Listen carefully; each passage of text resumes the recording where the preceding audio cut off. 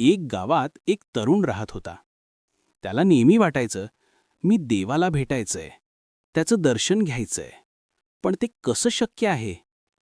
रोज मंदिरात जायचा, मोठमोठ्या पूजा करायचा, पण मन मात्र शांत होत नव्हतं. एक दिवस तो संत बाळूमामांच्या दर्शनाला गेला.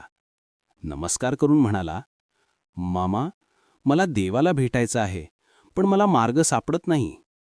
बाळूमामा शांत हसले आणि म्हणाले, बाळा, देवाला भेटायचं असेल तर दूर शोधू नकोस. तुझ्या घरीच देव आहेत, तुझे आई-वडील. तो तरुण थोडा चकित झाला. बाळूमामा पुढे म्हणाले, आई-वडिलांची सेवा केलीस, त्यांचा आशीर्वाद घेतलास, तर तुला वेगळं मंदिर शोधायची गरज नाही. कारण ज्या घरात आई-वडिलांचा सन्मान होतो, तिथेच देवाचा वास असतो. त्या दिवसानंतर त्या तरुणाने आपल्या आईवडिलांची मनापासून सेवा करायला सुरुवात केली. त्यांच्या पायावर रोज नमस्कार केला, त्यांच्या गरजा ओळखून त्यांची काळजी घेतली.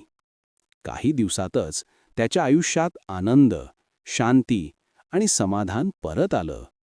आणि मग त्याला कळलं, देव कुठे बाहेर नाही, तो आईच्या हसण्यात, वडिलांच्या आशीर्वादातच असतो.